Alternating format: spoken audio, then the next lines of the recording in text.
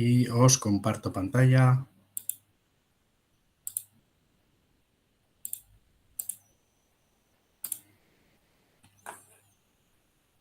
Vale.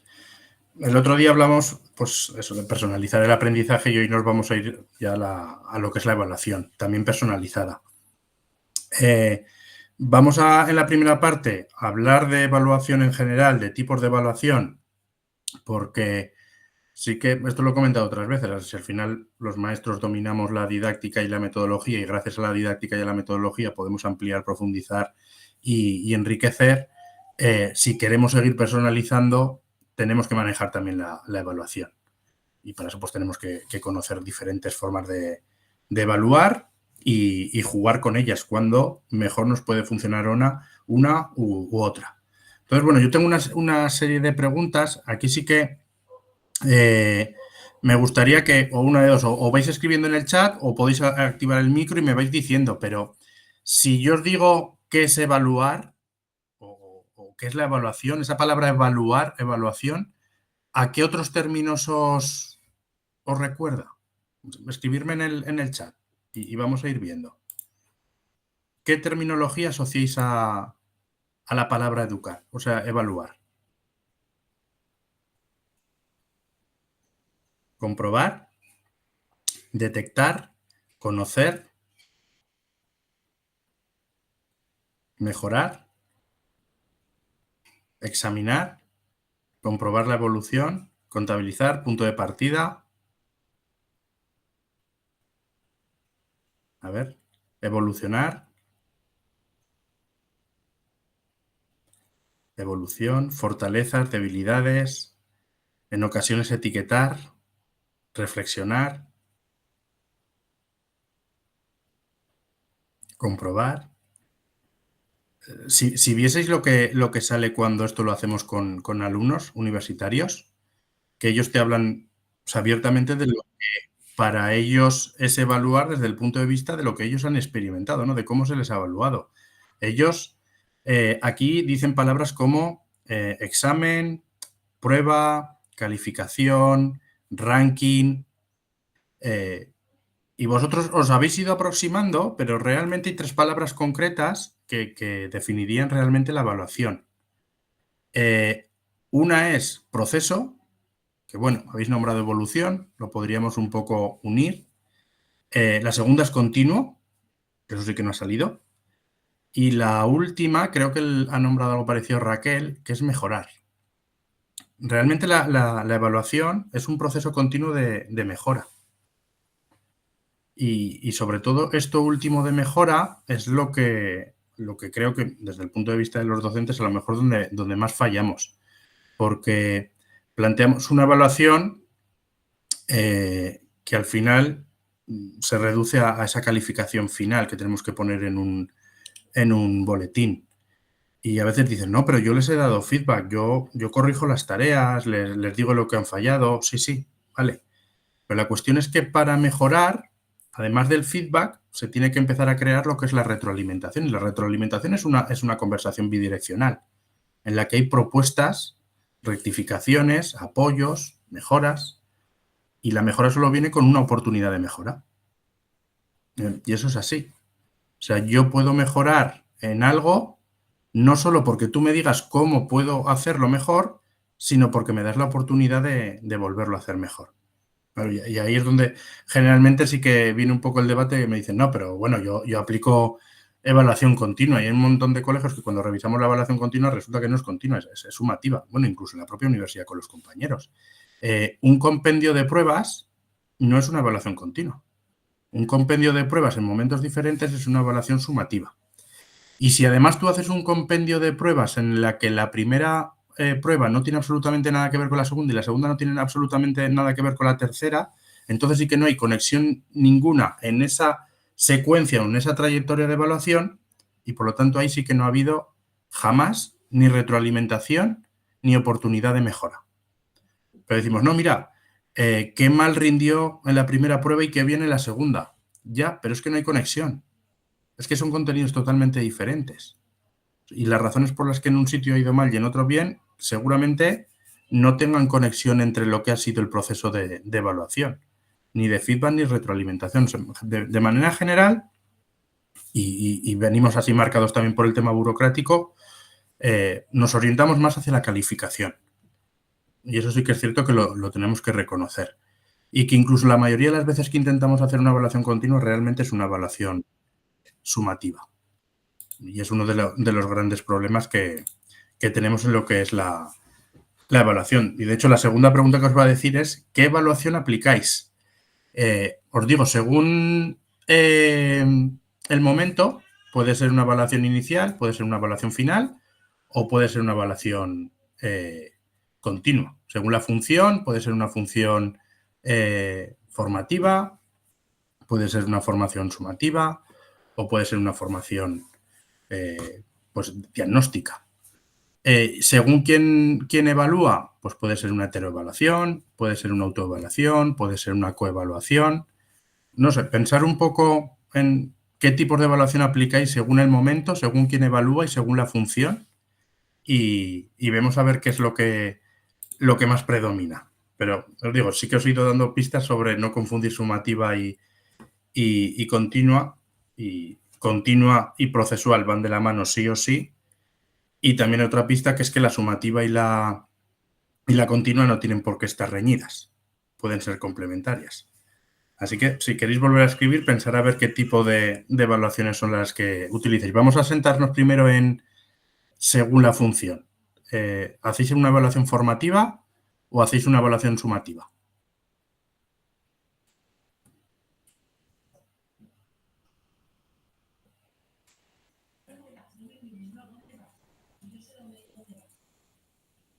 Formativa, de momento. Formativa.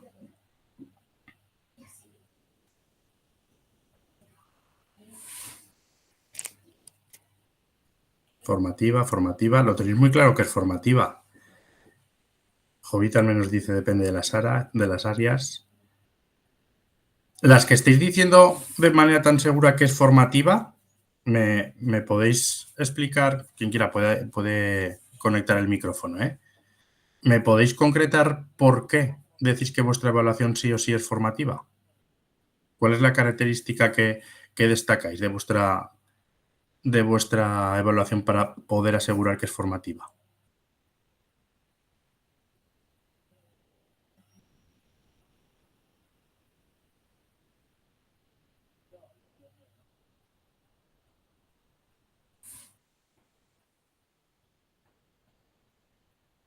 En alto porcentaje sumativa y a nivel personal individual en algunos aspectos formativa.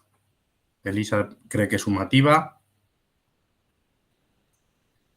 Emily y Jovita dicen que depende de las áreas o de los procesos, en concreto las troncales de una manera y el resto de otras.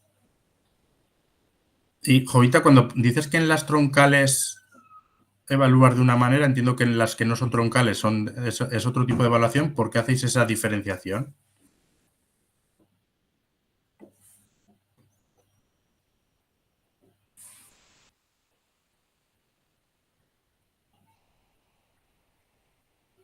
Lengua y mates formativa, por los contenidos.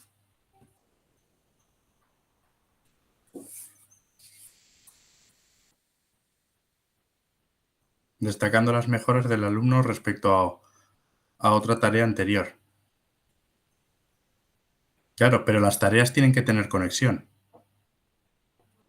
Esto lo discutíamos hace poco con unos compañeros que ellos han cogido su asignatura y la han anunciado como una asignatura de evaluación continua. Y lo que han hecho ha sido poner 3 exámenes parciales. Entonces, en el momento que tú uno de los 3 exámenes lo suspendes, tienes que ir a la evaluación final. Y a eso le han llamado evaluación continua. O sea, una evaluación que elimina y por mucho que des el feedback, no das la opción de mejora. Si no hay opción de mejora, ya no es continua. Si el contenido posterior no está relacionado con el anterior y no implica una posibilidad de aplicar la mejora derivada del feedback de la tarea anterior, tampoco es continua. El aplicar una evaluación continua es mucho más complejo. De hecho, tiene implicaciones que cuando las analizamos muchas veces no gustan. La primera recomendación que te dicen es que si no va a haber una verdadera coordinación docente y estáis de acuerdo en la misma forma de aplicar esa evaluación continua, es mejor no aplicarla. Porque realizar un aumento del rendimiento. Eso va a ocurrir. Si aplicas una evaluación continua va a haber mayor rendimiento. Claro, tiene sentido porque si tú vas a dar feedback, va a haber retroalimentación y vas a dar la oportunidad de mejorar las tareas, pues lo lógico es que si todo ese proceso va bien, siempre vayamos a más. Entonces, claro, si en la clase de tercero A aplican ese método de evaluación y en tercero B no lo aplican, pues podemos ver diferencias de rendimiento en una clase y en otra y crear un problema, ¿vale? También es cierto que la evaluación continua da muchísimo más trabajo al alumno y muchísimo más trabajo al profesor. Aumenta la carga de trabajo. Pero precisamente por esa posibilidad de repetir las cosas, de volver a tener una oportunidad de mejora. Entonces, eso implica más tiempo, implica un paso atrás, volver a realizar y volver otra vez a corregir, volver a evaluar. Entonces, esas cosas también tiran para atrás a la hora de hacer bien la evaluación.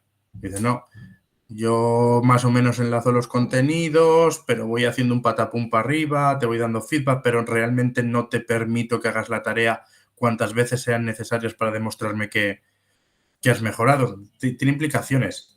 Yo llevo 3, 4 años llevando todo esto a rajatabla y mis alumnos tienen una fecha de entrega inicial de cada una de las tareas prácticas, pero es una fecha inicial. Eso quiere decir que la fecha inicial es la que tienen predeterminada para hacer la primera entrega de esa tarea, pero tras esa entrega tienen una evaluación, una corrección y un feedback.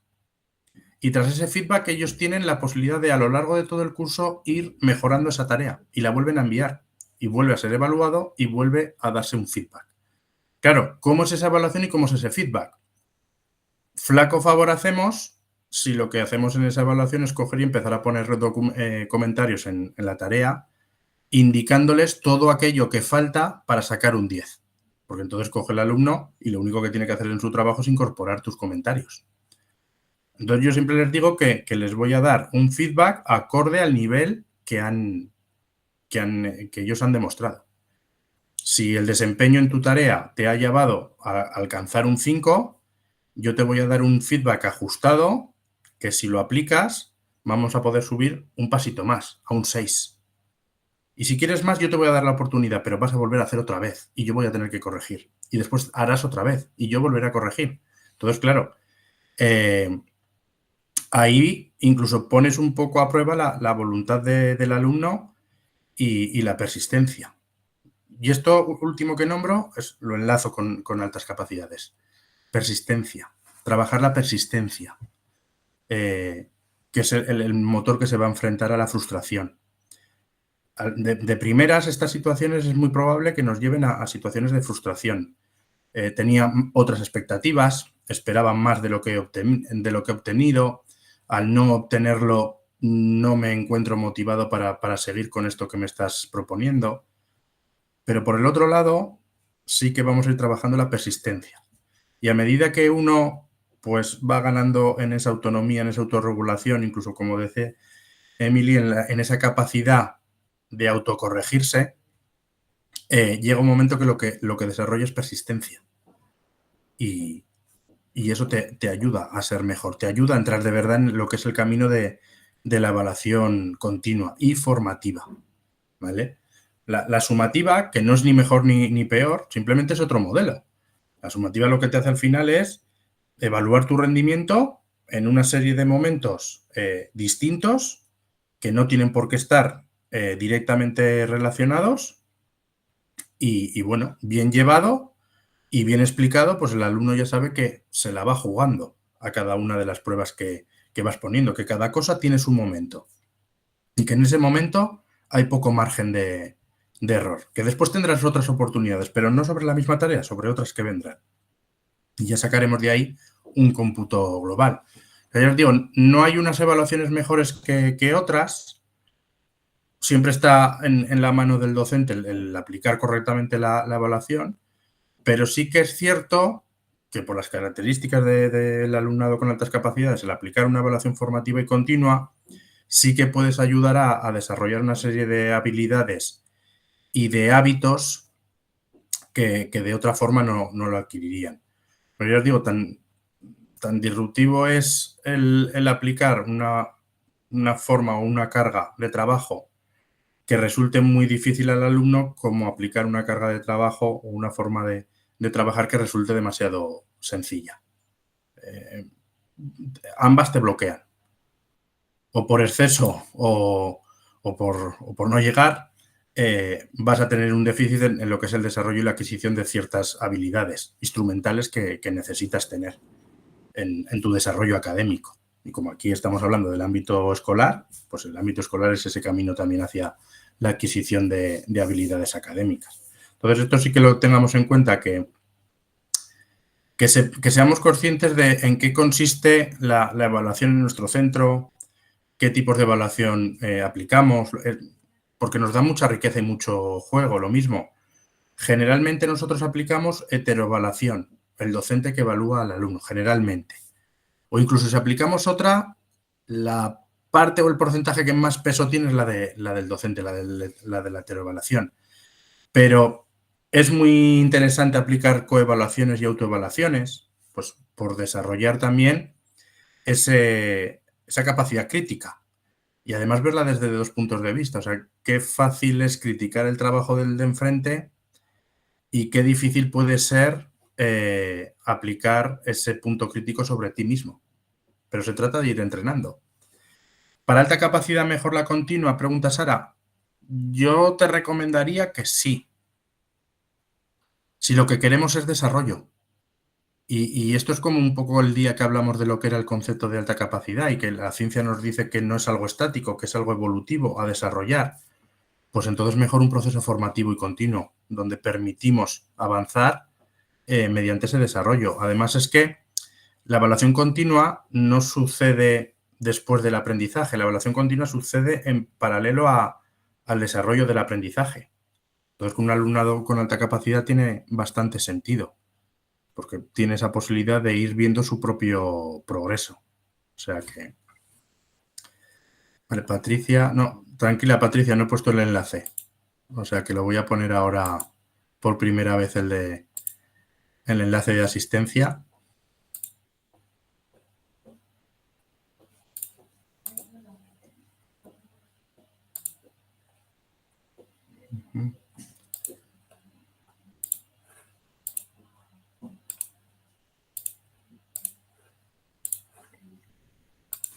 Vale. Os dejo en el chat el enlace para que os registréis en la sesión de hoy, la asistencia, ¿vale? Bueno, vamos a ir avanzando. La evaluación puede llegar a ser incluso un método de enseñanza y aprendizaje en sí misma. O sea, conviene que conozcamos los diferentes tipos de evaluación según la función, según el momento, según quién evalúa. Conviene que seamos diversos en la aplicación de estas formas de evaluar porque enriquecen el proceso y que juguemos también con las herramientas.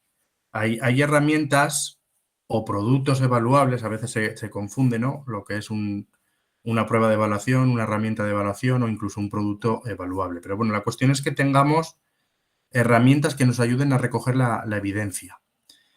Y claro, en un proceso continuo, como es la evaluación continua, que además tengamos herramientas de ayuda a la recogida de evidencia, ayuda en ese desarrollo de la autocorrección, la autodeterminación, la regulación también, viene muy bien, la verdad. Entonces, ¿por qué una evaluación continua y formativa? Es por la verdadera utilidad de feedback inmediato y posibilidad de aplicarlo de manera directa. O sea, para mí es lo más importante de la evaluación continua. es que tras el feedback se va a aplicar de verdad una retroalimentación, va a haber una conversación. En la sumativa no, la sumativa, lo que os digo, ya no hay una evaluación en paralelo al aprendizaje, se da el proceso de aprendizaje y luego pues hay una evaluación. Y claro, en esa secuencia lógica pues hay muchas veces que es cuando cometemos el error de convertir la evaluación en una mera calificación. Entonces hay una información del rendimiento y puedes informar en qué te has equivocado y qué has hecho bien, sí, pero ya deja de haber esa conversación en el momento adecuado para corregir, para mejorar, para ampliar. Entonces, claro, la evaluación continua y la formativa sí que te da esa mejora continua. ¿Tiene incidencia sobre la motivación? Sí, porque la motivación en la escuela no es muy diferente de la motivación cuando estás practicando un deporte, ¿no? Los deportistas de alto rendimiento saben que la motivación surge también a la vez del entrenamiento. O sea, cuanto más entrenas, más entrenamiento quieres seguir haciendo. O sea, se retroalimenta todo lo que va sucediendo. Con la evaluación continua pasa igual. Como es un proceso que no se da por terminado, sino que es continuo y que te va dando una serie de evidencias que te ayudan fácilmente a mejorar, claro, esa motivación va en aumento. Aumenta la autorregulación, aumenta la autoeficacia, la autodeterminación y también la motivación. La motivación crece a medida que va creciendo el aprendizaje y las oportunidades de mejora. Entonces, claro, el alumno empieza a darse cuenta que aprende, que no únicamente está demostrando contenidos adquiridos ante una prueba objetiva y que eso va a determinar su rendimiento, sino que empieza a verlo esto de una manera más holística. Se trata ya de aprender y no solo de rendir. Luego, la evaluación continua, como se alarga a lo largo de todo el proceso, te permite identificar dificultades, a la vez que también fortalezas. La evaluación continua te da una información buenísima en cuanto a proceso. No es una fortaleza o una debilidad estática ante una prueba concreta. Son dificultades y fortalezas que se han visto presentes a lo largo de un proceso mucho más amplio. Entonces, un poco como hacer investigación longitudinal o transversal. Transversal en personas de 6 y de 7 años. Sabemos los resultados en los 6 y en los 7 años porque hemos tenido un grupo de personas de 6 años y otro grupo de personas de 7 años. Y les aplicamos un tratamiento y sabemos lo que le pasa al de 6 y al de 7. Pero claro, no te da tanta información como una evaluación longitudinal en la que a las mismas personas que a los 6 años les has aplicado un tratamiento, cuando cumplen 7 les sigues aplicando ese tratamiento y cuando cumplen 8 ese tratamiento. Hay mucha más información. No son cosas aisladas, son cosas continuas. Entonces, una evaluación continua y formativa te ayuda a mejorar, te ayuda a tener un impacto positivo en la motivación, te ayuda a identificar en tiempo real las dificultades y corregir en el momento, no dejar que esto se enquiste, y te permite adaptar el enfoque docente. Claro, si tú todo lo empiezas y lo acabas hoy, la conclusión es o ha salido bien o ha salido mal. Pero si hacemos de todo esto un proceso que va de la mano de la evaluación, lo primero que hacemos nosotros es también autoevaluarnos, ¿no? Nuestra propia actividad docente. Entonces tenemos la posibilidad de ir cambiando el enfoque y de ser más efectivos. Sara, que has levantado la mano. Sí, yo a raíz de esto que estás hablando de la motivación, ¿vale? Me surge una duda con los alumnos de altas capacidades. Porque, pues bueno, es verdad pues que con los alumnos de altas capacidades muchas veces lo que suele suceder es que cuando tienen que hacer una actividad que es repetitiva, como por ejemplo multiplicaciones, tienen que aprender a multiplicar y cuando pues a lo mejor tienen que repetir, que lo típico que en primaria se suele hacer, pues que tienen una ficha con 10 multiplicaciones iguales, pues llega un momento que los alumnos de altas capacidades ya se cansan y ya porque para ellos pues esa actividad repetitiva pues no les motiva.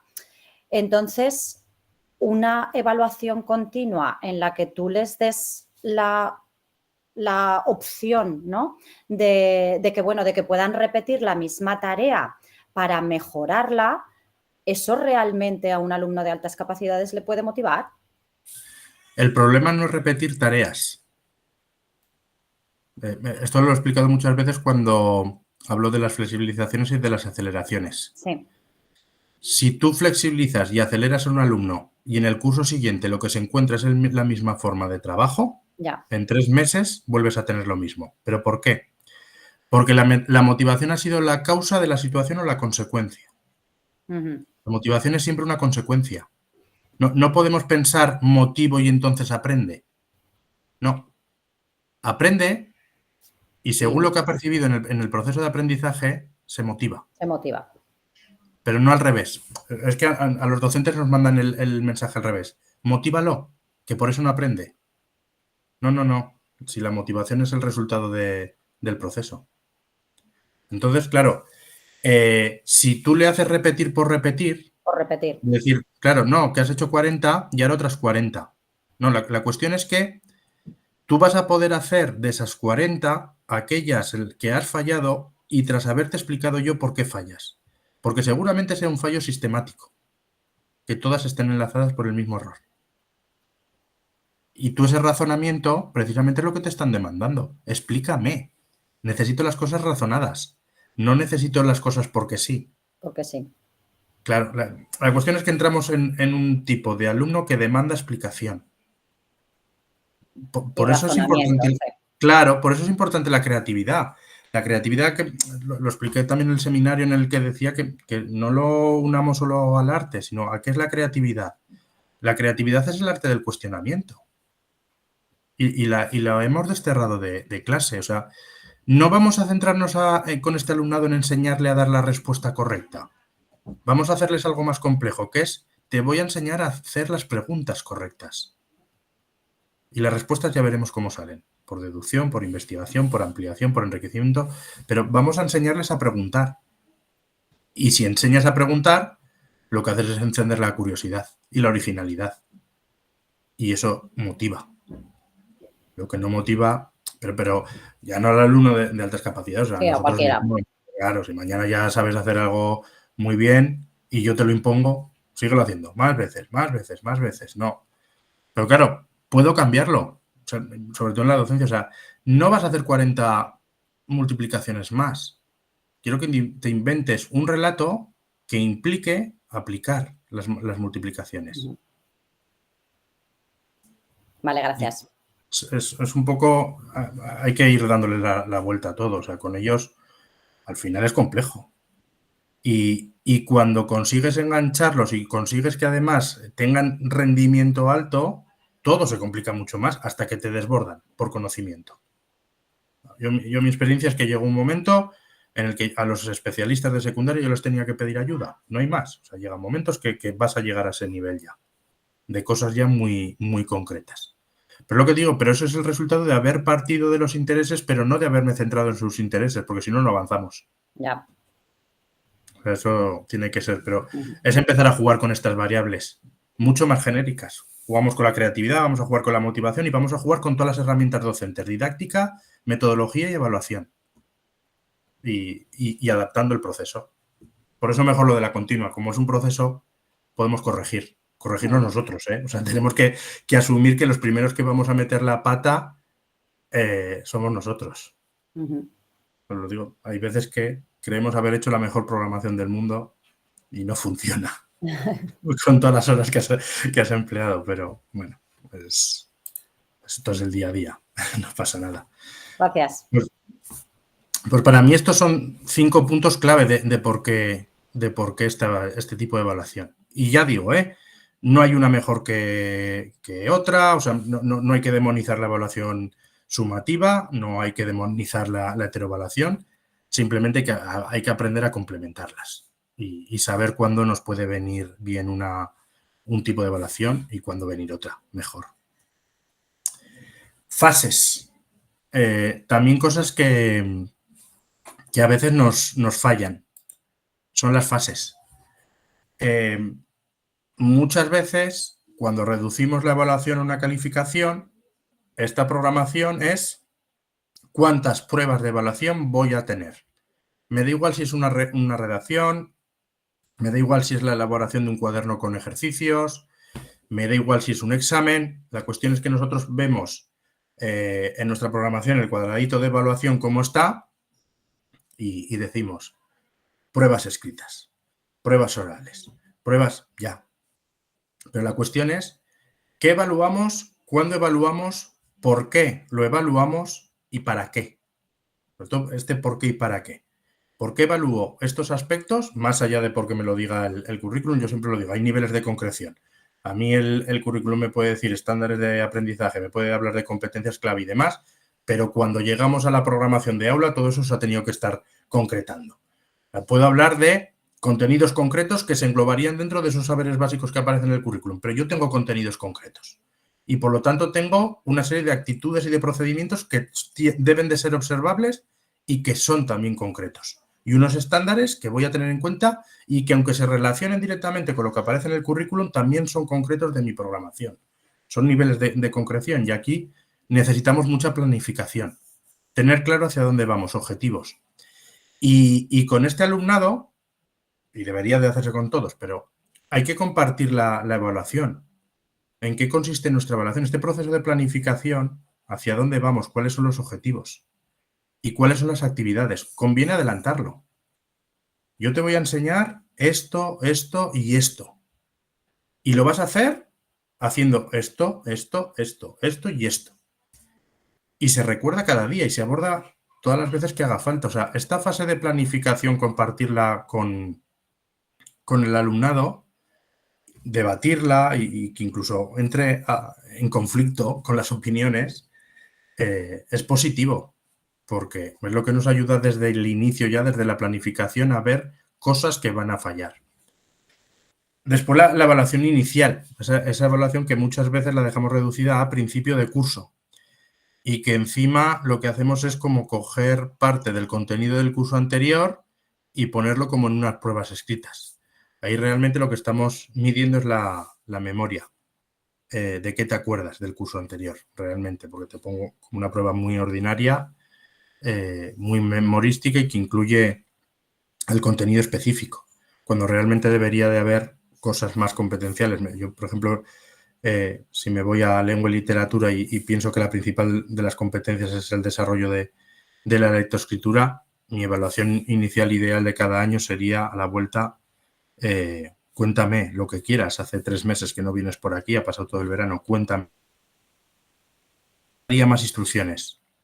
No te voy a poner extensión, no te voy a poner temática concreta, que cada uno haga. Y ahí veremos, pues ya, quién ha venido con una actitud de tomarnos por el pito del sereno y dice yo en dos filas, en 2 líneas me lo he ventilado. Quién te va a mostrar gusto por la escritura y va a estirar su relato todo lo que pueda. Incluso pues ya vamos a ver aspectos ya técnicos, ¿no? Según el nivel en el que estemos, qué capacidad, qué destreza hay en el aspecto de la escritura. Pero buscaría para esa evaluación inicial pruebas más abiertas. Las pruebas abiertas, ¿qué digo de la evaluación inicial con alumnado con altas capacidades? Para mí serían la tónica. Siempre debería de plantear tareas que no tengan un techo claro, que siempre hay una posibilidad de un poquito más. Y además que no esté estructurado ni guiado, sino que, bueno, ahí sube la plantita y de repente, según quién eres y cómo piensas y lo que haces, pues sale una rama hacia la derecha, hacia la izquierda, una llega más arriba, otra llega más abajo, pero que muestre un poco la personalidad de cada uno, el gusto, el interés e incluso también el nivel de manejo curricular. Entonces, bueno, evaluación continua por todo el proceso, lo que hemos hablado. Más fases, la retroalimentación. No nos quedemos con el feedback. A veces se confunde, dicen feedback y retroalimentación, lo mismo. No, feedback es el mensaje que mandamos y retroalimentación la consecuencia del feedback. Y ahí empieza una conversación bidireccional. Es crucial. Si de verdad entendemos la evaluación como algo como un proceso de mejora, tiene que existir esta parte de feedback y tras el feedback, apertura de la retroalimentación. Y puede ser una conversación literal o esta conversación bidireccional puede ser a partir de las propias tareas.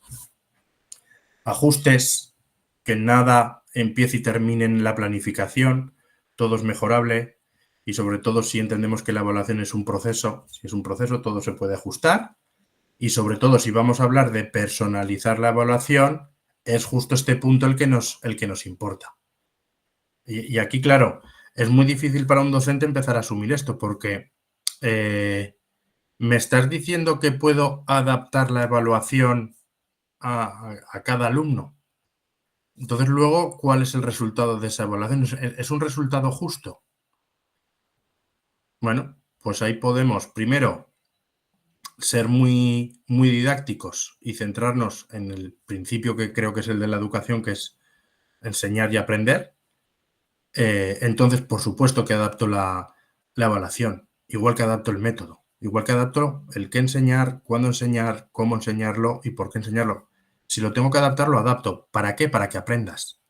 Otra cosa es que después, al final de todo ese proceso, yo tenga que aplicar un proceso muy técnico que debe decir si te ajustas o no te ajustas a lo que un documento normativo como es el currículum está indicando. A eso ya, o sea, daos cuenta que eso ya no está a vuestro alcance, o sea, está por encima de vosotros. Hay una norma que debemos de cumplir. Pero más allá de esa norma, sí que creo que hay un proceso de justicia que es el proporcionar oportunidades de aprender. Que luego vemos como injusto el decir es que ha mejorado el alumno y lo tengo que suspender porque no llega a lo que marca. Sí, es una parte injusta ver cómo alguien mejora y tenerle que castigar, por decirlo de alguna manera, con esa nota final. Pero olvidémonos de la parte de la calificación. Ya están las familias para darle mucha importancia a eso y también están los propios alumnos. Nosotros al menos vamos a centrarnos en el aprender. O sea, lo injusto sería llegar al mismo resultado sabiendo que es que no va a llegar a los mínimos y encima no haber adaptado el proceso para que al menos no mejore. Si no adaptas la evaluación, si no adaptas el procedimiento, si no adaptas la mejora, si no adaptas el qué, cómo, cuándo, y sabes que no va a haber mejora. Y si no va a haber mejora, nunca vamos a llegar entonces a esos mínimos. Entonces, en el ajuste y en la adopción de estrategias es donde empieza la personalización de la evaluación. Y es donde sí que podemos hacer ajustes y crear una divergencia en lo que es la evaluación para todos. O sea, sabemos lo que estamos evaluando a todos, pero yo hay cosas que voy a ir matizando para que todos puedan aprender. Igual que a todos los tengo que evaluar, todos tienen que aprender también, tienen que tener ese derecho. Intervenciones personalizadas, o sea, identificar estudiantes. Y cada vez me gusta menos lo de dificultades o potencialidades. Estudiando y leyendo mucho últimamente de la orientación y de la acción tutorial, a mí me ha gustado el ver que hay uno de los principios que es dar respuesta a las necesidades educativas. Y me da igual si esa necesidad va por arriba o por abajo. Y creo que es eso, son intervenciones personalizadas ante la identificación de una necesidad. Que todo estudiante va a tener en algún momento una necesidad. Puede ser más significativa o más general, pero más que de dificultades, yo creo que es más propio hablar de necesidades que necesita el alumno para desatascar la situación en la que se encuentra y seguir aprendiendo. Pues todo lo que se haga en esa dirección es la intervención personalizada en pro no del aprobado, sino del aprendizaje. Luego ya el aprobado, ya digo que eso ya es una aplicación técnica con sus herramientas objetivas y el resultado será lo que sea. Pero la base es aprender. Autoevaluación y autorregulación. Yo sobre todo, sí que es cierto que los alumnos necesitan su tiempo para aplicar las autoevaluaciones, incluso las coevaluaciones, y autorregularse y autocorregirse es complejo. Y la experiencia sí que nos dice que cuanto antes empecemos, antes empiezan a tener ya ese hábito y a comprenderlo. Pero sí que he visto que hasta un tercero o cuarto de primaria no empiezas a ver que exista cierta coherencia en esa autoevaluación. Al principio es como en primero y segundo de primaria y en esos primeros años es como un sentido de justicia hacia ellos mismos, que es como, ¿cómo voy a decir que lo he hecho mal? O al revés, sí que ves alumnos con una autoestima muy bajita que ya dan por hecho que siempre ellos son lo peor, que los demás hacen las cosas mejor. Entonces, ahí sí que ves también cuestiones más relacionadas con el autoconcepto y la autoestima. Viene bien en edades tempranas, más por eso que no por autoevaluarse de manera eficaz. Pero bueno, es un proceso, ¿eh? Necesitan aprender.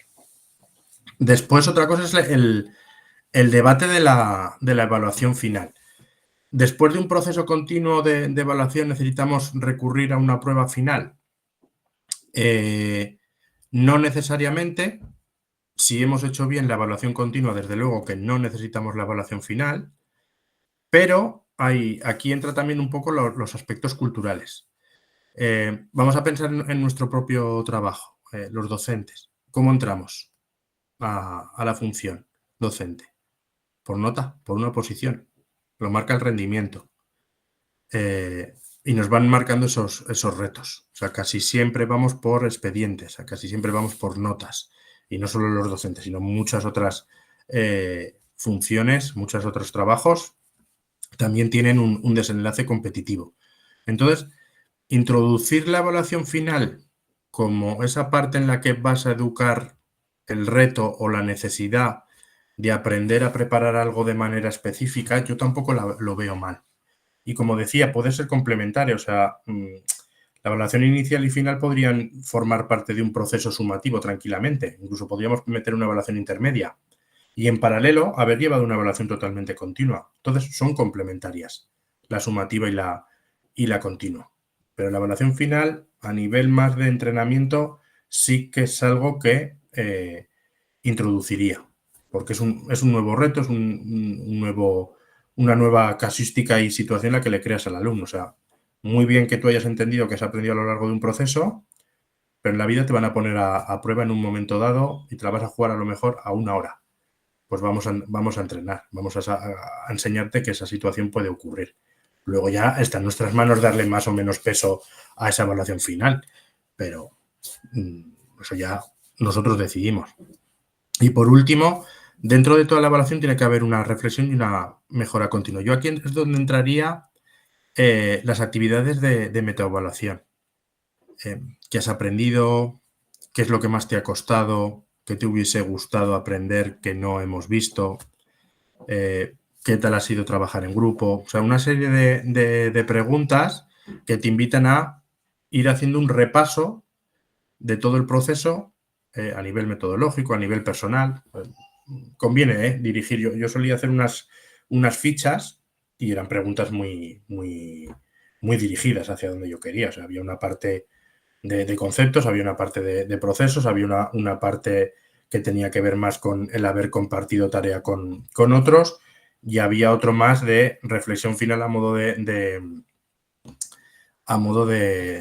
autoevaluación, después de todo esto que has aprendido.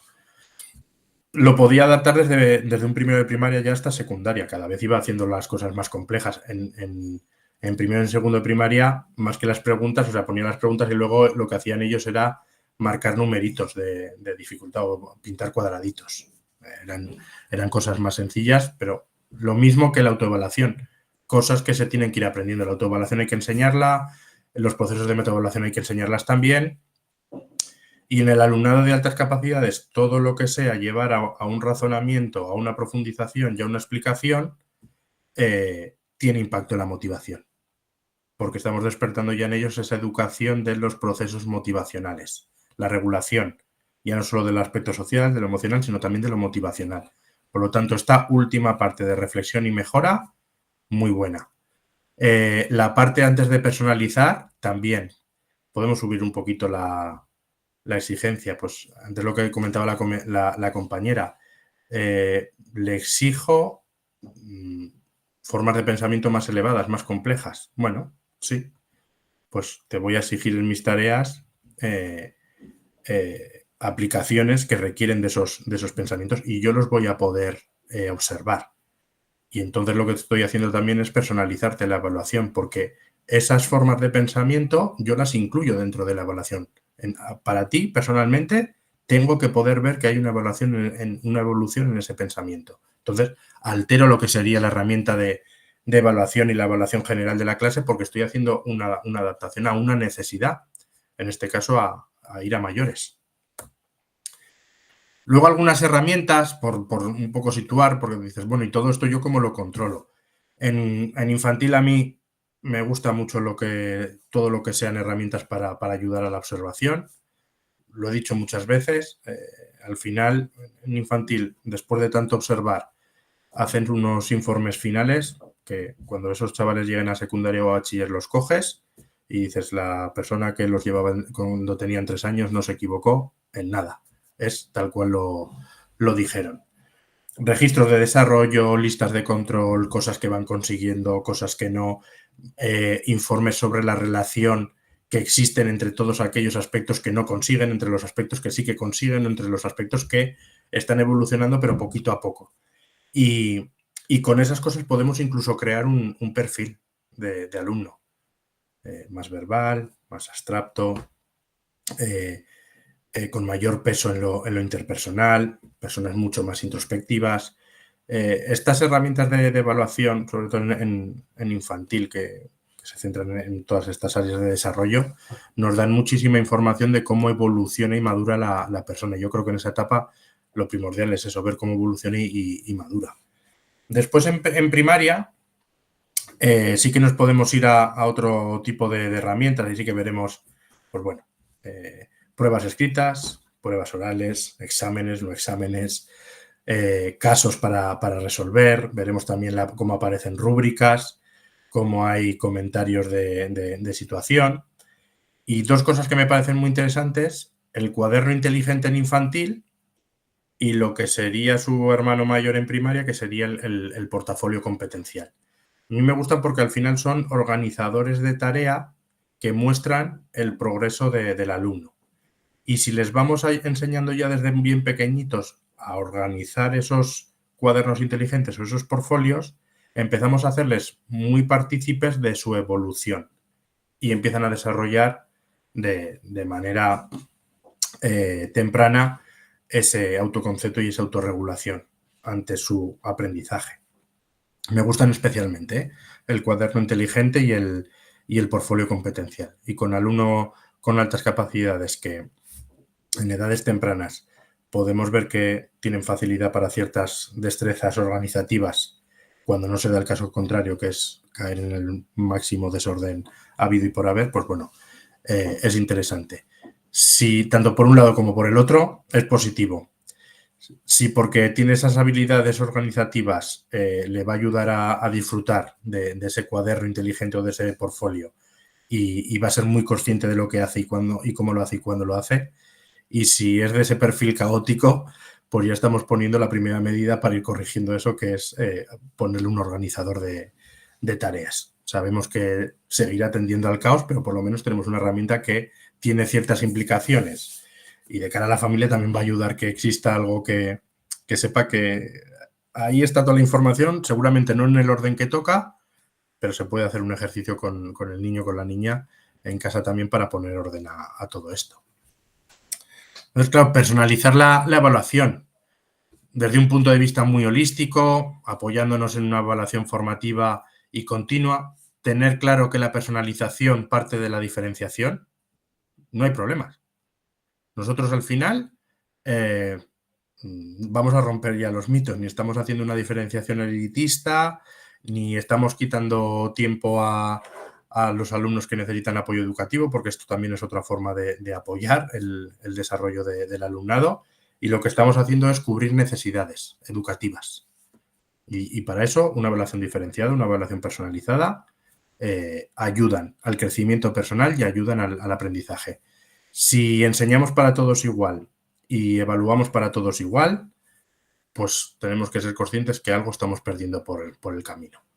Y lo que se está perdiendo es progreso y aprendizaje en los niños. Después, una personalización de la evaluación nos va a ayudar a comprender o a conocer mejor al alumnado. Entonces, hay en muchos momentos que esa parte más humana, que tiene que ver con lo emocional y con lo social, vamos a poder manejarla.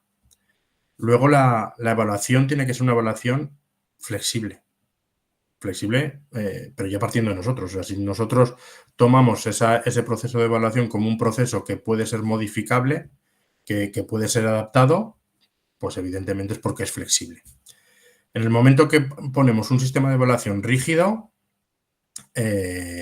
Peligro absoluto para que esto acabe y desemboque en una mera calificación, renunciando al feedback realmente productivo, en ausencia total de retroalimentación y, desde luego, sin ningún tipo de personalización ni de impulso para la mejora del alumnado. Luego también, cuando realizamos una personalización de la evaluación, y por eso me gustaban especialmente nombrar lo de los cuadernos inteligentes y el portfolio competencial, porque tienen el punto de mira puesto en estas habilidades del siglo XXI. Se va a fijar mucho en lo interpersonal, en los liderazgos, en la forma de interactuar del niño con el contexto, ya no solo con el contexto humano, sino con todo lo que le rodea. A ver, perdonad.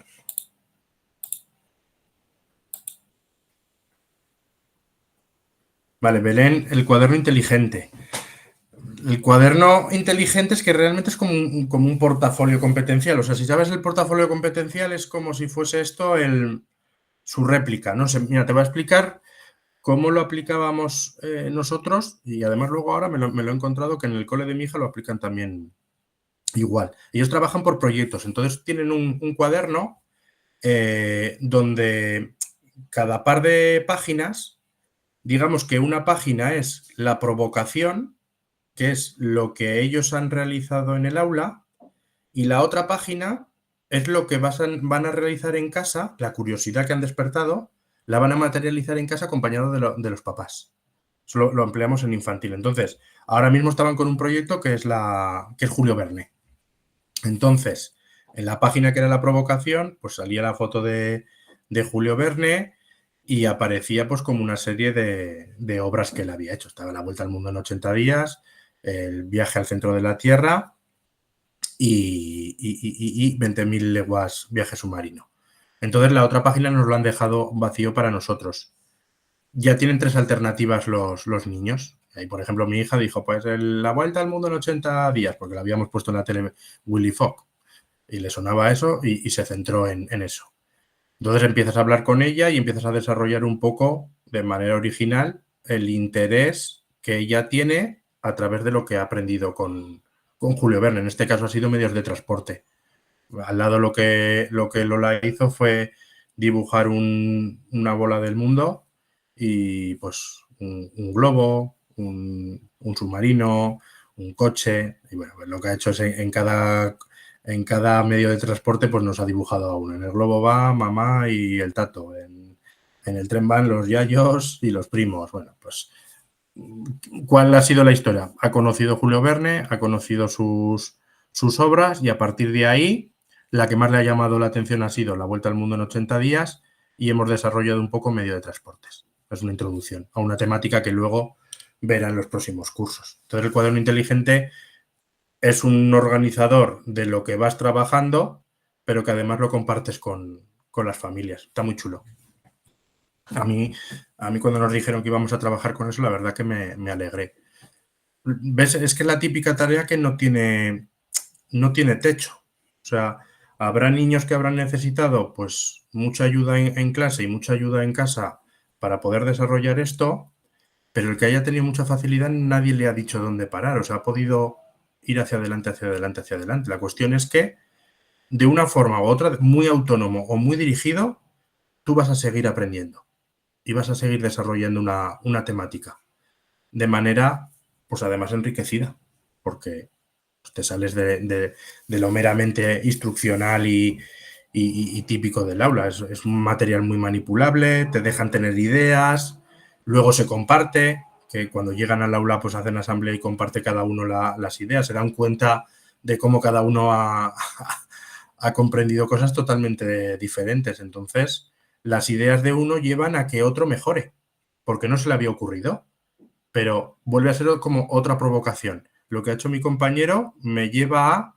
preguntarme, ¿y por qué has hecho eso? Pues porque si haces el viaje al centro de la Tierra te vas a dar cuenta que es que la Tierra, pues no me había ni pensado, pues ya te vienen con la cantina en la casa. ¿Vale? Pues volvemos otra vez, una herramienta que propicia el arte de preguntar y por lo tanto creatividad también.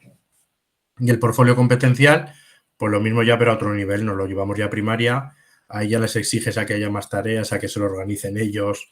Es un poco el mapa de su aprendizaje. Es como el cuaderno tradicional nuestro de los 80, donde ponía la fecha, el número de página y el ejercicio y luego aparecía, pues esto adaptado a cómo se trabaja hoy en las escuelas.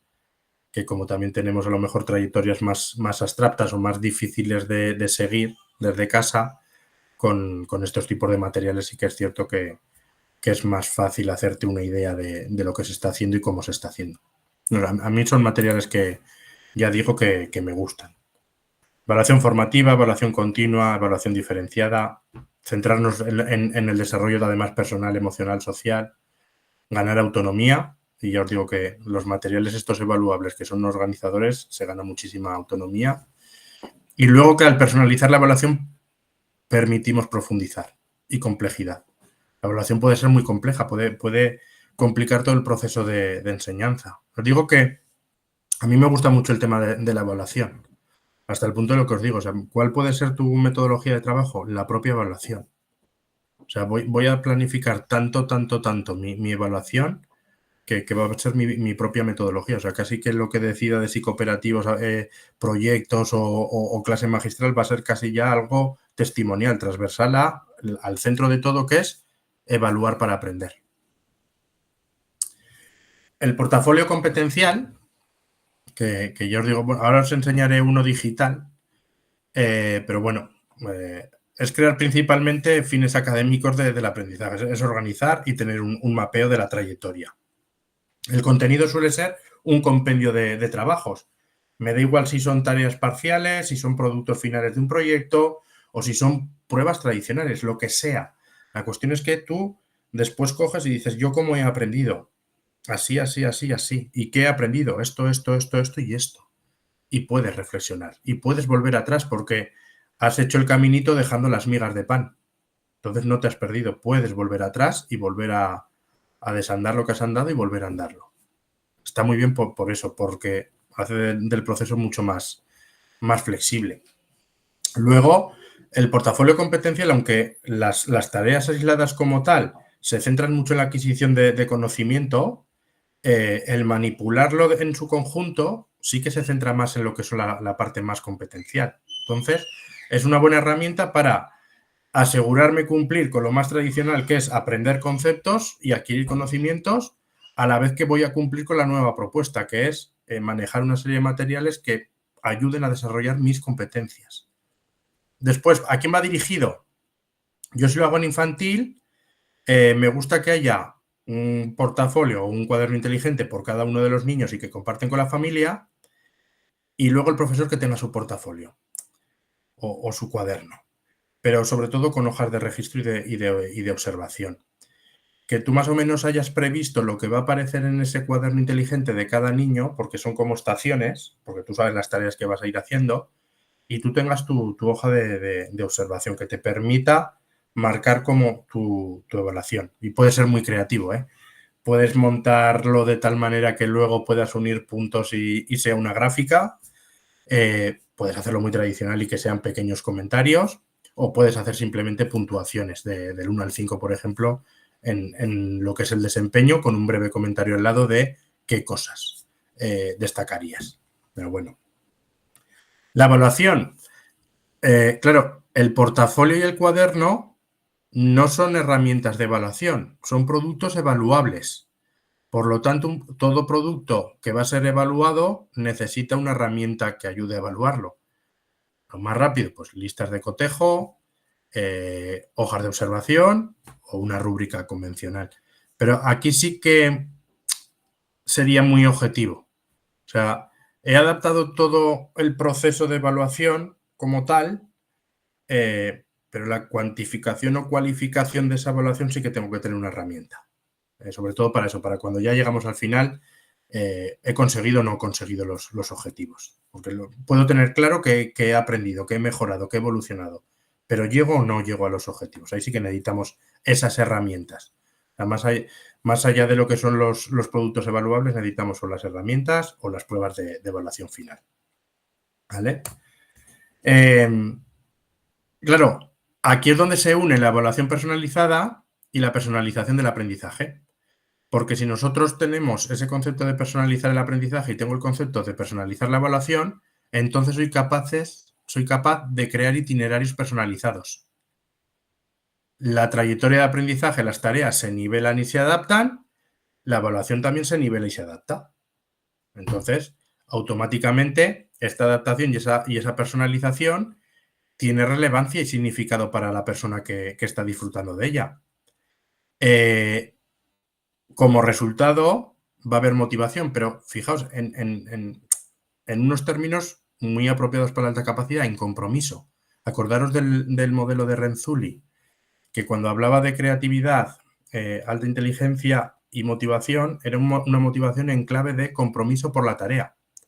Y esto es porque el proceso de aprendizaje está siendo lo que tiene que ser, que es significativo y relevante. Tengo la sensación de estar aprendiendo. Además, me está quedando bastante claro lo que estoy aprendiendo y para qué me sirve. Y por lo tanto, entonces tengo compromiso. Los itinerarios personalizados permiten adaptarse a diferentes ritmos. Es algo que ya lo vimos en la sesión anterior con la personalización del aprendizaje. Después, preparación para el mundo real, porque vas a vivir experiencias de éxito y de fracaso.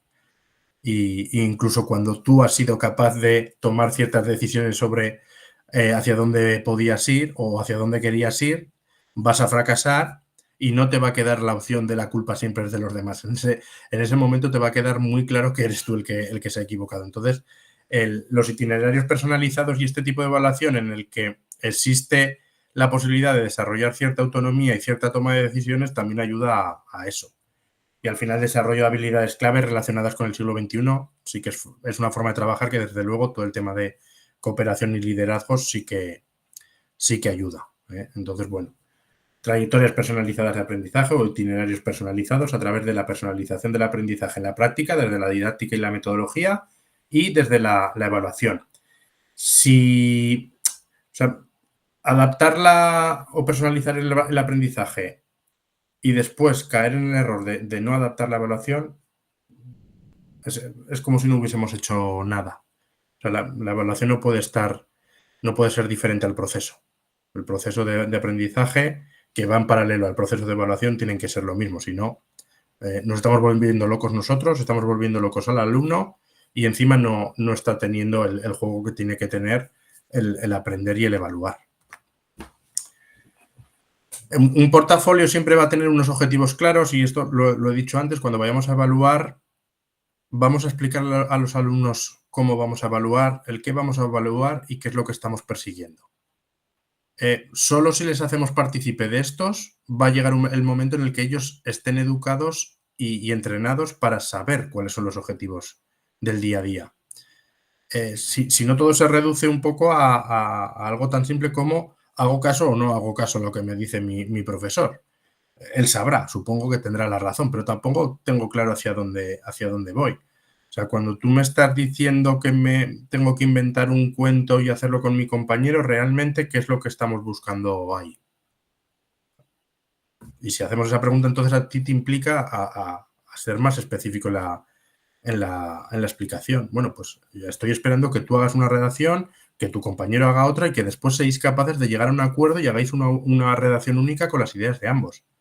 Esos son los objetivos claros de la tarea. Y eso es lo que verdaderamente vais a evaluar. Entonces, ir informando o ir explicándolo. Después, la organización. El portfolio es un organizador natural de la tarea y es el que, de alguna manera, dibuja ese itinerario personalizado o esa trayectoria. Después, viene muy bien para trabajar lo que es el aprendizaje basado en evidencias y no en ocurrencias.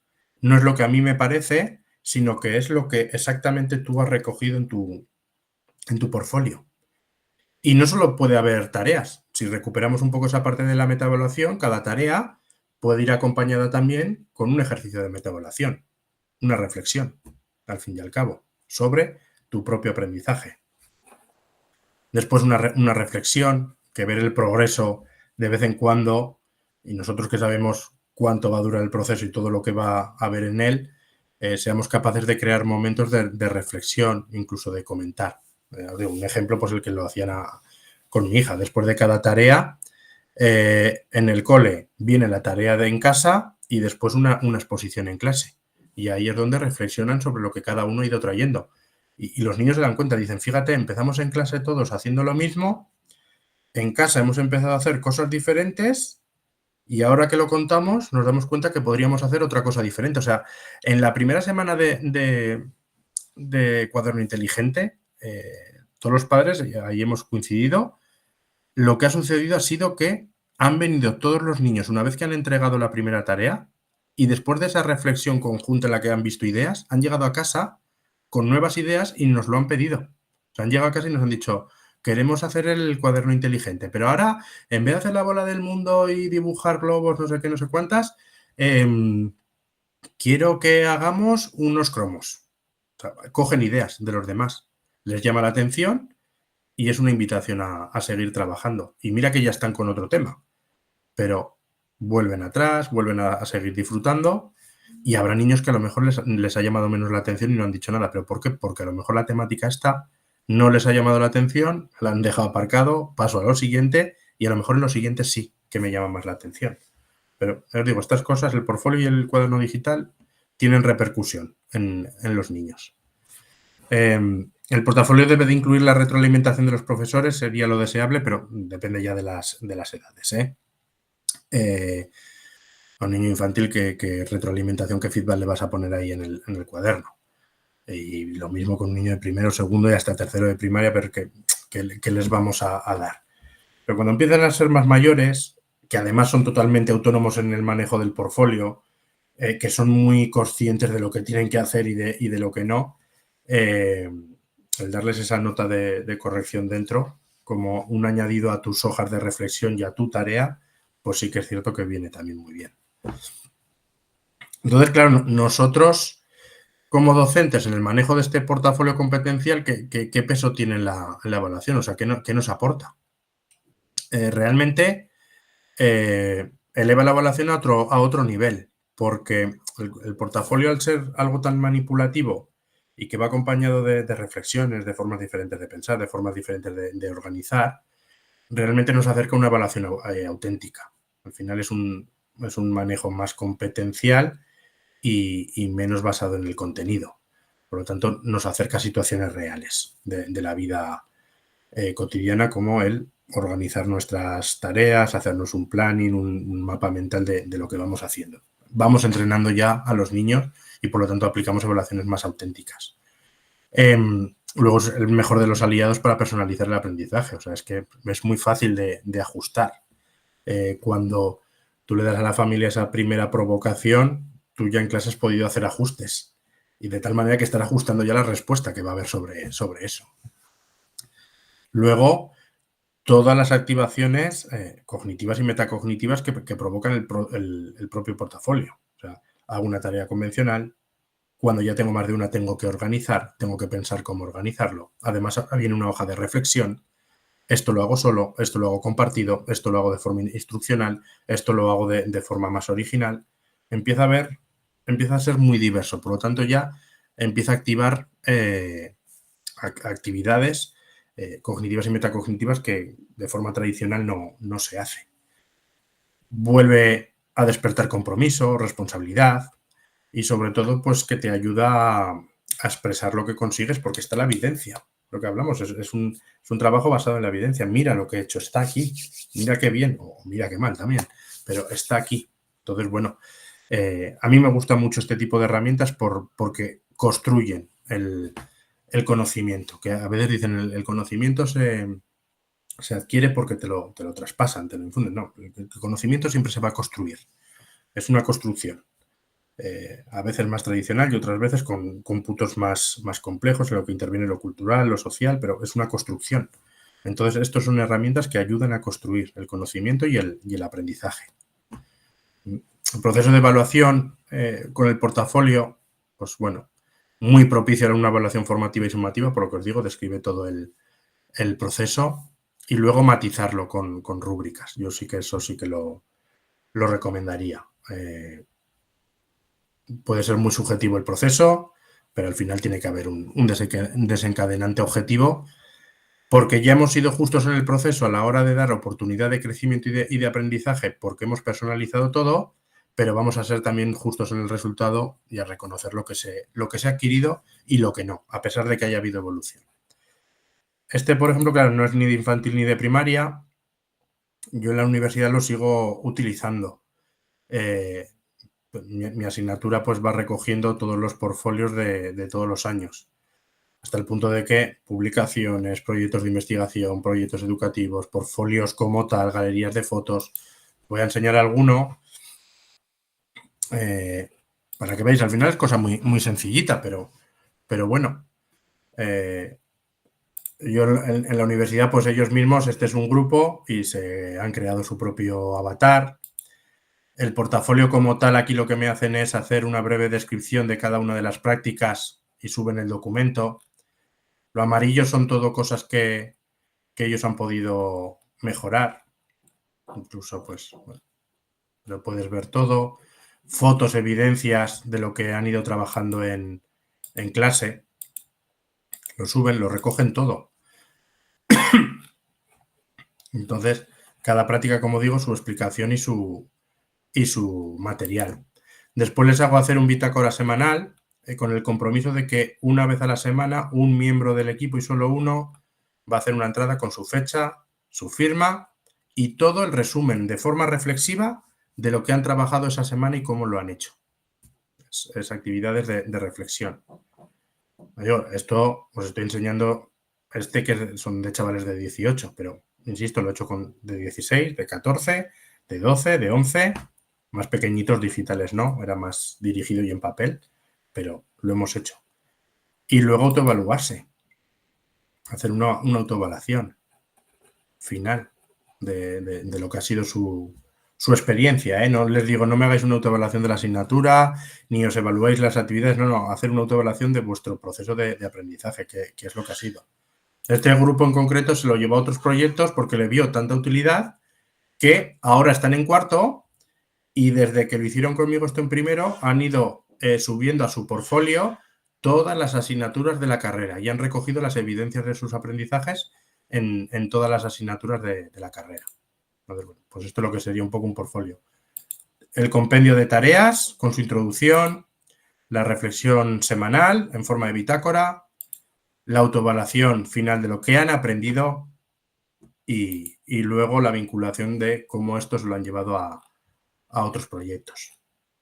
Pues bueno. Os digo que son cosas que implican mucho al alumno y despiertan mucha curiosidad. A mí me gustan los resultados que he ido viendo. Trayectorias personalizadas, por poneros un ejemplo, esto, claro, yo os lo he explicado porque va muy bien con alumnado de altas capacidades, pero también habéis ido viendo que lo aplico con todo tipo de alumnado. Y ya me voy al otro extremo. Esto que estáis viendo es porque hemos aplicado la personalización del aprendizaje, la personalización de la evaluación y la creación de trayectorias personalizadas, incluso en la educación de adultos con discapacidad intelectual grave.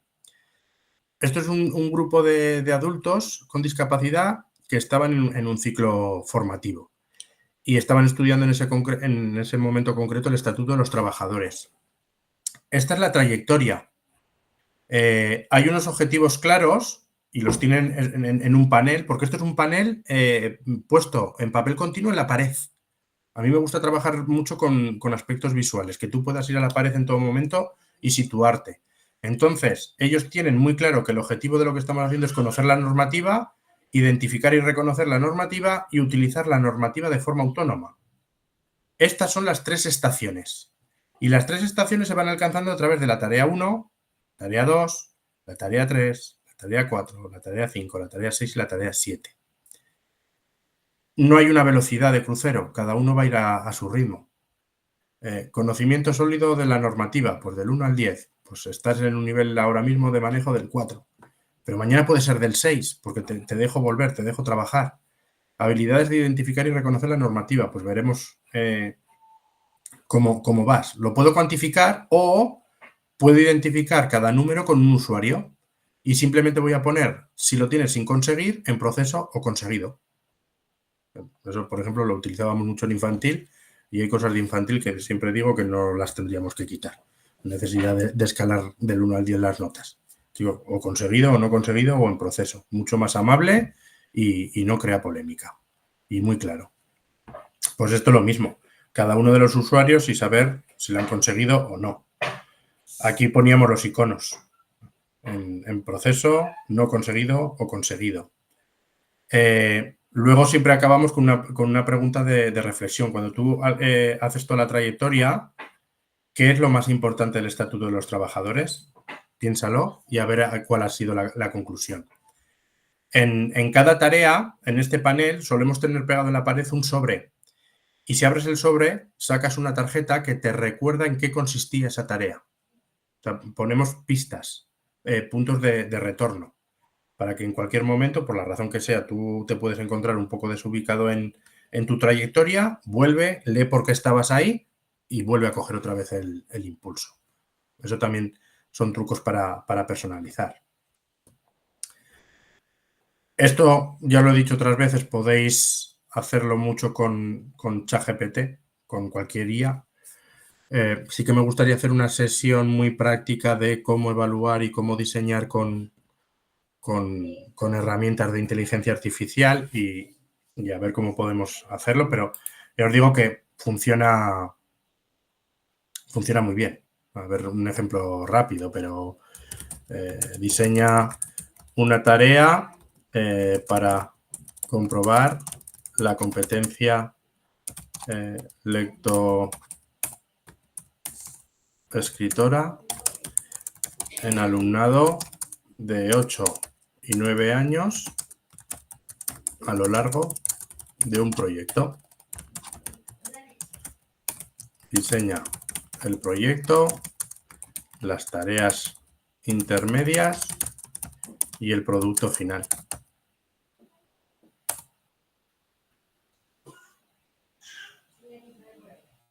Aquí incluso ya os digo, si tenéis la posibilidad de utilizar el de pago, si tenéis plantillas hechas, yo tengo una plantilla para programar, la subo y cuando le pido esto, le digo sigue el ejemplo de la plantilla y entonces ya sabe que me tiene que identificar objetivos, me tiene que identificar competencias, me tiene que identificar saberes básicos. Bueno, lo hace todo muy, muy normativo, ¿eh? Pero bueno, ya veis que da ideas buenas y aquí, mira, crea una rúbrica para evaluar el producto final.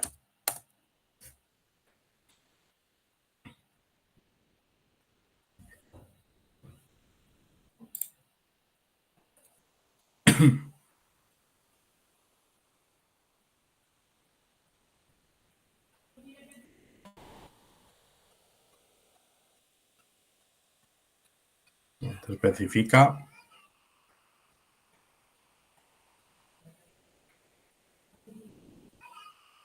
y ahora, por decirle, podrías diseñar 3 trayectorias diferentes de aprendizaje y por lo tanto 3 rúbricas adaptadas a cada trayectoria.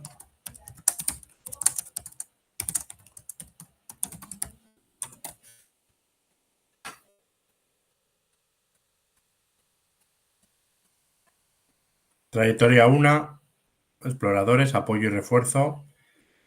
Detectives de acción, nivel estándar. Y trayectoria 3, maestros del enigma, enriquecimiento. Y va a adaptar la rúbrica. Si ya cotejamos nuestra rúbrica con la original, vamos a saber en qué ha consistido la adaptación de la evaluación en base a los puntos observables y cuáles son los detalles. Y podemos saber así si estamos o no estamos en los objetivos. Pero bueno, esto lo estamos haciendo sin mucho empeño, o sea, un poco plasmando ideas, o sea, con el currículum delante y la posibilidad de ir subiendo aquí el documento normativo e ir haciendo las cosas bien, imaginaros todo lo que podríamos hacer de coger una programación nuestra, crear 3 o 4 trayectorias personalizadas posibles y crear evaluaciones paralelas adaptadas también. que hoy en día la verdad es que está también la herramienta de Rubrics y de Ecorubrics para diseñar evaluaciones concretas y rúbricas. Hoy es que podemos hacer casi cualquier cosa y ahorramos mucho tiempo. Esto sí, evidentemente ahora descarga todo, siéntate y revísalo para que no haya ninguna locura. Pero hemos avanzado mucho tiempo con todo esto. Pues, bueno, posibilidades que podéis hacer. Yo, fijaos, con 4 órdenes todo lo que nos ha sacado, ¿eh? O sea, y le podemos pedir que sea más creativo, podemos hacerle una descripción completa de nuestro grupo clase, hablarle de algún punto concreto. A mí ahora se me ocurre alguna adaptación concreta para un alumno con altas capacidades que destaca especialmente por su capacidad de razonar.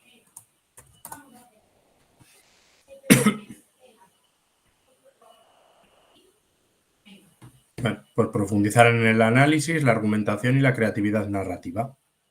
Y nos dirá cómo. O sea, que el objetivo general que teníamos ahora son otros, más profundos. Tareas adicionales o diferenciadas. Una comparativa de relatos. Enigmas. Una defensa oral, exposición. Un reto. Bueno. Ya fijaos, nos ha dado 4 soluciones, que serían como 4 tareas de enriquecimiento. Volvemos otra vez a lo que explicábamos el otro día. No enriquecemos todo el proceso entero haciendo programaciones en paralelo sin parar, no es necesario. Podemos centrarnos en momentos concretos. Y cuando hacemos eso, introducimos ahí una evaluación sumativa dentro de todo el proceso de la continua. Por eso que sean complementarias, pero bueno.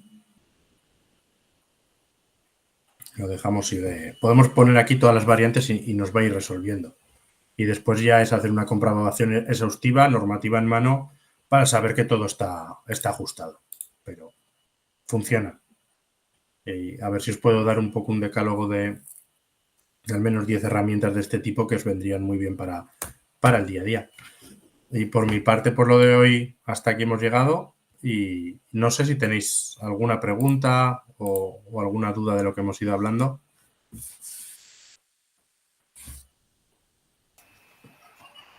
Voy a poner el apagón.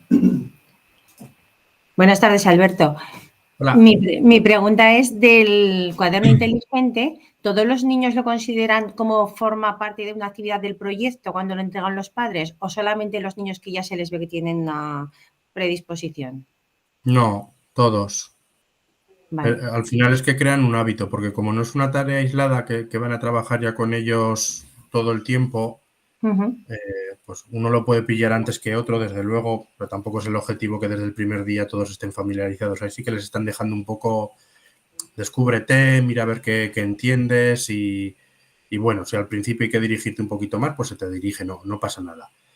Es un material con el que vas a ver diferencias, ¿eh? Casi te diría que viene también muy bien para esa detección. O sea, enseguida vas a ver cómo... Las familias colaboran en distinto grado, entonces, claro, eso también marcará la diferencia de los niños, me imagino. Sí, pero por eso previamente el maestro ha trabajado en clase todo. Ya sabe lo que hace cada uno y luego ve lo que traen de casa. Además, en la primera reunión es un grupo en el que estamos bastantes padres docentes y a ver, eso que también el primer día ya lo dijimos, porque todos dijimos, mirar, que no se convierta en una competición de padres, que lo hemos visto todos, que yo me acuerdo una vez en infantil que tuvimos que convocar porque estábamos haciendo proyectos, me acuerdo que en el proyecto de la prehistoria hubo niños de 3 años que trajeron en arcilla reproducidas las cuevas de Altamira. Claro, entonces esto es algo que el primer día sí que lo hablamos y lo dijimos, que aquí no hay nada ni bien hecho ni mal hecho, simplemente que lo importante es lo que traigan los niños. Entonces en casa los padres tenemos que hacer ese ejercicio de ayudamos, pero dejamos hacer. Vale. Muy bien, gracias. La sesión anterior sí la tengo preparada y la subiré, si no es hoy, mañana, pero esta semana se van a quedar las 2 sesiones subidas y con el material de presentación también subido a la página. Luego, lectura sobre esto. Estoy terminando precisamente un librito manual del portafolio competencial y lo quiero sacar a través de Amazon para que sea muy accesible. Igual os pongo a vosotras en abierto un adelanto en la página y os subo todo lo que tengo redactado ya del portafolio. Lo subiré a la página web de la comunidad y así lo veis. En el blog que había en la presentación y que tendréis acceso a la presentación, podéis acceder al blog de mi aula y ahí veréis ejemplos. Sí. Lo subiré también bueno, como voy a subir el PowerPoint, pues tendréis ahí el enlace. O sea que sin problemas.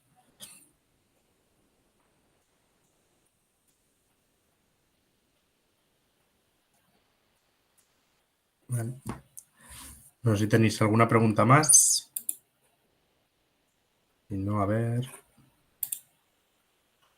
Voy a detener ya la grabación y lo que os digo, entre hoy y mañana trato de subir ya las 2 sesiones, subiré el material y pronto os llegará ya otro correo para planificar otras 2 sesiones más. Así ya os aviso con las sesiones de 2 en 2 y así ya tenéis más tiempo de margen para organizaros.